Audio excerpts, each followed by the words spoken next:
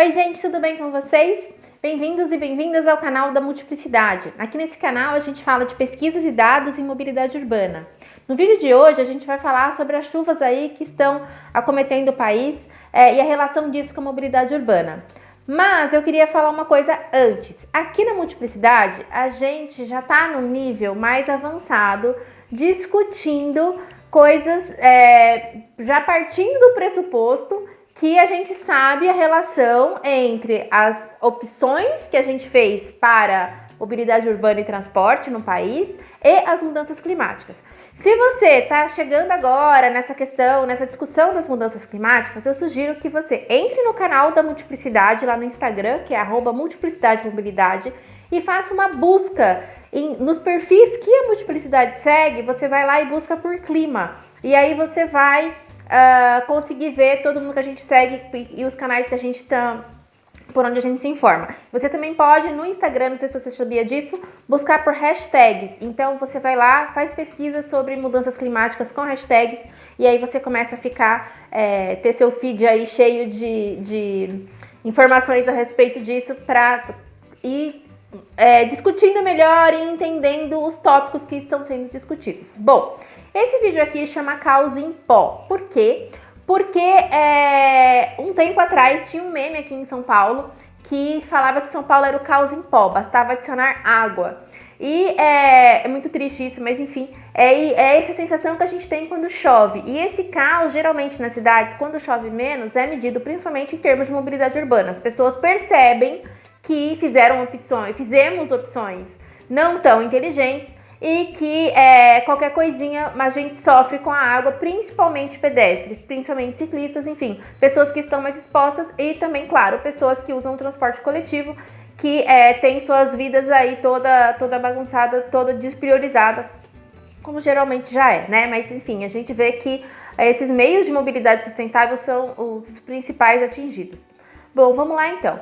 Aí, o que acontece? Quando você tem situações assim de emergência, situações que, no caso, são esporádicas e estão se tornando cada vez menos esporádicas, é difícil trabalhar com dados, porque estatisticamente não faz sentido você analisar somente esses dias. Então, o que acontece? Eu quis trazer aqui para vocês tópicos para a gente conseguir discutir essa questão mais a fundo, tá? Então esse vídeo aqui é sobre pesquisa e ele resolve qual o problema? Resolve o problema de quem tá aí aflito, tentando entender por onde podia ajudar e a estudar e a pesquisar essas questões da mobilidade urbana em períodos atípicos de chuva, mas não sabe por onde, bem como. Então vamos lá, eu trouxe aqui alguns tópicos para vocês. Bom, a primeira ideia de pesquisa é você poder comparar a questão dos rios que foram canalizados na sua cidade com o mapa viário da cidade. A gente até postou isso no Instagram da Multiplicidade essa semana. O que acontece? Muitas cidades brasileiras tiveram o seu processo de urbanização atrelado a um processo de saneamento que a premissa era cobrir os rios, canalizar os rios. E junto com essa canalização veio a construção de avenidas e vias principais na cidade. Então, esse formato de pesquisa é bastante interessante, porque eu sugiro que você consiga colocar no mapa, pode ser no QGIS ou se o seu site da sua prefeitura tiver alguma ferramenta que possibilite isso. Você coloca o mapa viário e coloca um outro layer das bacias hidrográficas já canalizadas, ou das bacias, né, ou dos rios canalizados, e aí você vai conseguir enxergar essa comparação. E aí, estatisticamente, você pode fazer isso usando alguma ferramenta no QGIS, de algum buffer que vai mostrar para você o quanto que os seus rios estão dentro dos seus eixos viários, ou você pode fazer isso de uma forma de frequência mesmo. Você pode contar, entender quantos, não em quilômetros, mas quais avenidas principais, quais as avenidas coletoras aí da sua cidade conversam e tem esses rios ou não. Então é uma estatística bastante interessante que já foi feita em algumas cidades, mas sempre vale a pena rever e fazer isso para cidades que não acontecem, principalmente, tá bom? E outra coisa que você pode ver também é se os rios nessas avenidas estão ou não canalizados e a relação disso, se eles transbordam, e como isso impacta o transporte coletivo, se tem transporte coletivo nessas vias também, é sempre importante investigar. Um outro tópico de pesquisa que você pode investigar é o que as prefeituras fazem nessas situações de emergência e o quanto dessas medidas estão ou não relacionadas à priorização do transporte coletivo e do transporte individual. Então, por exemplo, aqui em São Paulo existe o rodízio veicular de veículos que proíbe a circulação de algumas placas, dependendo dos dias da semana. E aí o que acontece? Geralmente nessas situações de chuva, a Prefeitura de São Paulo vai lá e libera o rodízio, como se a gente precisasse de mais carro nas ruas nesses dias, ao invés de, por exemplo, priorizar o transporte coletivo ou, enfim, liberar o valor da passagem ou ter um plano de emergência de rotas em avenidas que não alagam, enfim. É um tema interessante de estudar, porque você não precisa analisar isso só quando tem dias de chuva. Você pode entrevistar pessoas das prefeituras, você pode fazer uma busca bibliográfica em jornais e entender como isso se dá nesse processo histórico, tá bom? Uma outra forma de pesquisar isso muito interessante é aproveitar o momento atual para fazer um questionário e fazer pesquisas. Se você está aí tentando entrar na área de mobilidade, não sabe exatamente como fazer e quer aproveitar esse momento para ver se você quer ser um pesquisador e o que você quer exatamente estudar. Porque nesses eventos atípicos, né, nesses eventos pouco frequentes, você sempre tem que fazer a pesquisa logo após o evento.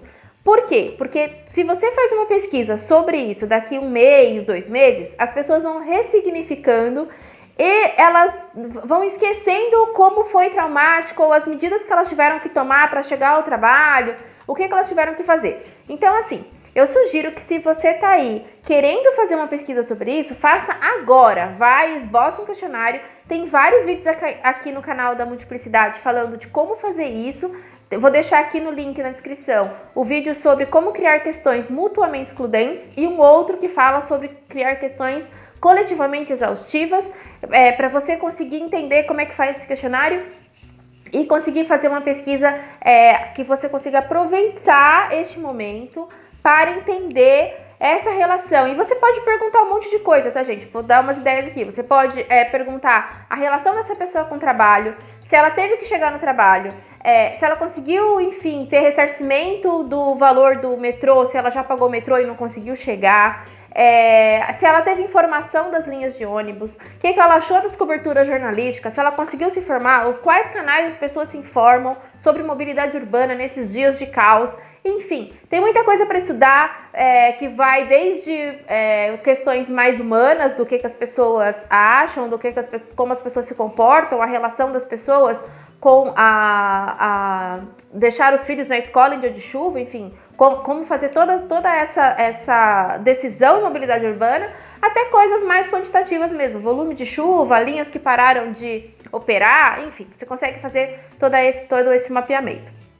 Tá bom? Um outro tópico que surgiu essa semana, que aconteceu aqui em São Paulo, que é importante se alguém está aí querendo estudar mobilidade urbana e estudar, foi que uma rede de coworkings, não da mesma empresa, mas vários coworkings diferentes, se juntaram para falar que você poderia, já que você não consegue chegar no seu trabalho, eles estavam liberando acesso gratuitamente para as pessoas se deslocarem até um coworking mais próximo para trabalhar. Bom, coworking é um espaço geralmente com salas de reunião, mesas, Wi-Fi, café, que é importante, lugares que as pessoas vão para trabalhar coletivamente, mas não necessariamente na mesma empresa, né? São espaços de trabalho.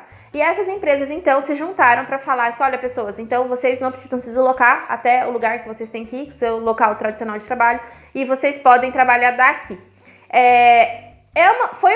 Na minha opinião, uma atitude interessante, uma atitude que parece bem legal, mas acho que suscita outras discussões de por que a gente espera chegar nessas situações de caos para conseguir pensar em diferentes formas de trabalho, em diferentes rearranjos, tá? E nisso eu chego no meu quinto tópico que eu queria falar com vocês, que tem uma estatística do IBGE que saiu no Censo 2010 e vai ter de novo agora no Censo 2020, que é em relação às pessoas que trabalham em casa e trabalhos que são possíveis de realizar à distância. Muitas cidades ainda dependem, né, de plantas industriais ou de locais de comércio, mas várias cidades brasileiras, inclusive São Paulo, têm a sua maior parte do PIB relacionado à questão de serviços, e nesses serviços muitas das posições de trabalho podem ser realizados à distância somente pelo internet e computador. Então, fica aí também essa última dica de pesquisa sobre o quanto que essa não mobilidade, deixa eu explicar melhor. Quando a gente trabalha em mobilidade urbana, a gente sempre fala de viagens e estuda as viagens. E neste ponto, entra uma discussão que e se a gente não viajasse, como é que seria, né? Então, tem algumas atividades que as pessoas não viajam. A mais clássica que todo mundo incorporou aí nos últimos anos foi o e-commerce, que é você, ao invés de você ir até um lugar comprar alguma coisa, você pede para a coisa vir até você, você gera uma viagem de logística, né? Viagens tanto da cadeia de caminhões quanto da cadeia de motocicletas e bicicletas para entregas, mas você mesmo não faz essa viagem. Então, uma coisa que precisa ser muito bem estudada em mobilidade urbana é o quanto se pode deixar de viajar e, na verdade, como que é esse cálculo, porque é óbvio que alguém vai ter que fazer alguma viagem em relação a você. Alguém tem que geralmente ir em algum lugar, ligar o servidor da empresa para todo mundo poder trabalhar, ou mesmo na questão de e-commerce, tem gente que tem que viajar, né? Você pode, aí como consumidor não está viajando, mas não é simplesmente achar que essa viagem não é feita, as coisas não se materializam na nossa porta. Então, assim, tem uma parte de trabalho em casa, né? O home office, e logística urbana, e a relação disso com mobilidade urbana no geral, e nesses estudos de fluxos e demandas que é uma brecha aí para quem quer estudar algo que está sendo pouco estudado, tá bom? Bom, eu espero que vocês entendam a importância e a urgência da gente discutir as estruturas das cidades e as mudanças climáticas e como isso tem relação com a nossa vida. E eu espero que vocês tenham gostado desse vídeo e a gente se vê nos próximos vídeos.